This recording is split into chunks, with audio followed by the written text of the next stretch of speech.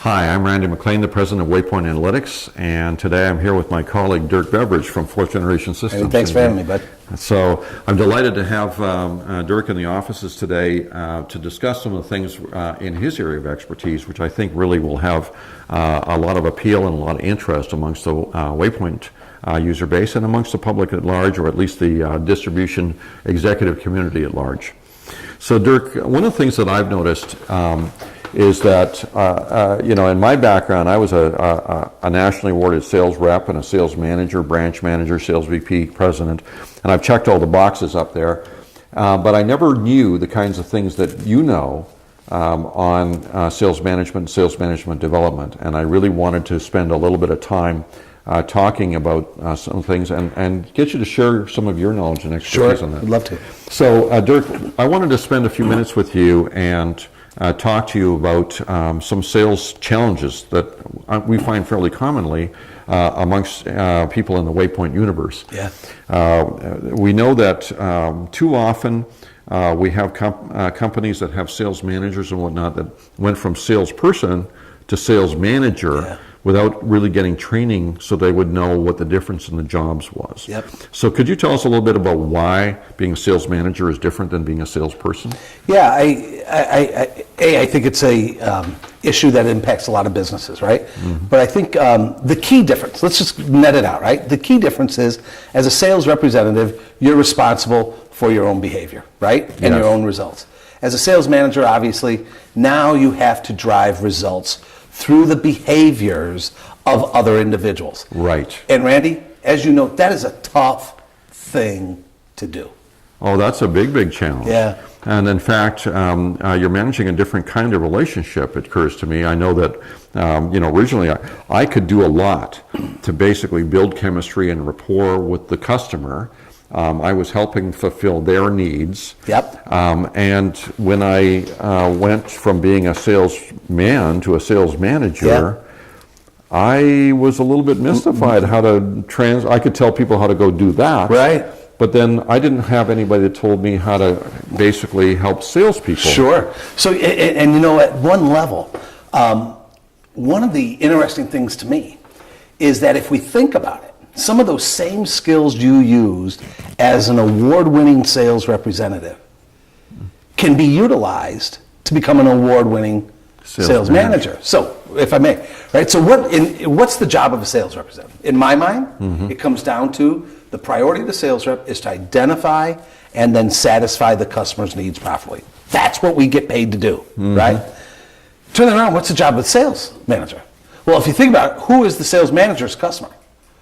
Sales manager's customer is the company. Is the sales representative. That's true too. The sales representative. Yes. So in a sense, I got to use those same skills of identifying the needs of my customer, happens to be the sales representative, and then bring solutions to help that individual meet their goals, their objectives, which in turn is going to help the company. That's brilliant. And 35 years later, I still didn't understand that up until a moment ago, but you're absolutely right.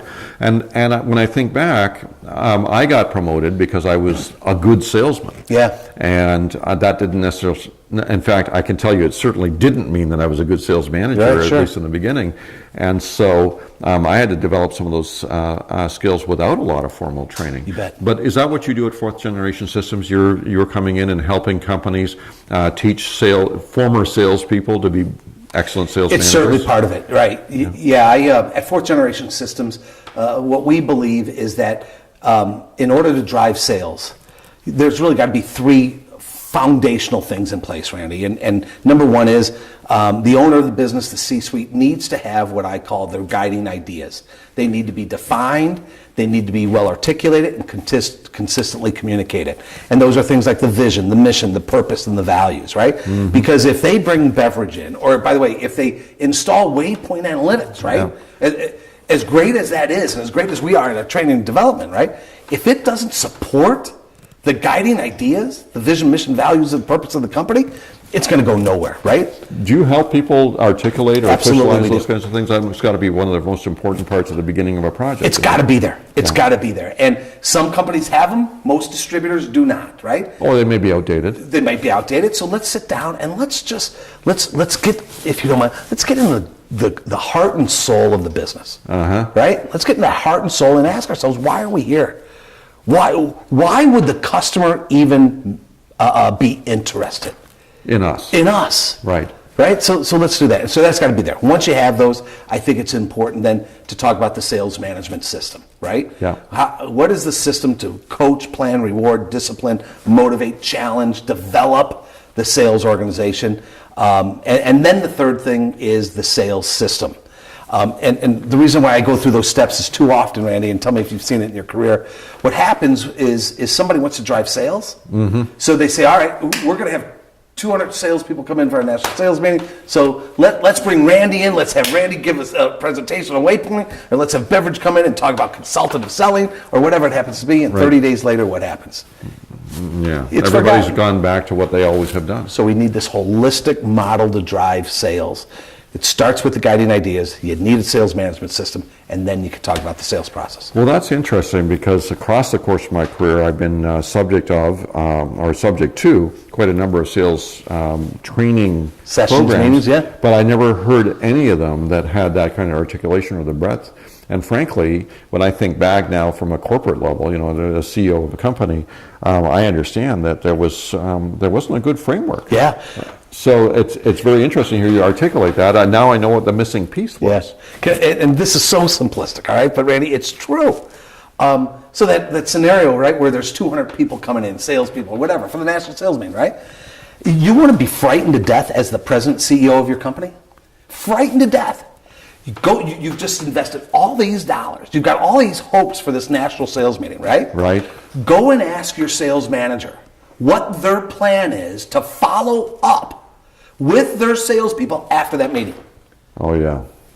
I can guess what the answer is in 99% of the chance. In 99% of the cases, the businesses spend more time worrying about the soup they're going to be serving at lunch rather than how the sales manager is going to follow up after the sales meeting. Well, that makes sense. In fact, it should be common sense because we have follow through in everything else we do. Yeah.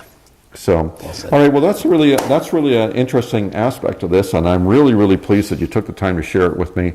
It crystallizes some new thoughts in my mind about things that would be very helpful to get real results out of the sales force by essentially helping them get to be better than they already are, so that they can also be successful. So anyway, I want to thank you for joining us in this video, and I hope that you'll be joining us in other ones that we have in this series. But for now, have a great day, and hope you're very profitable.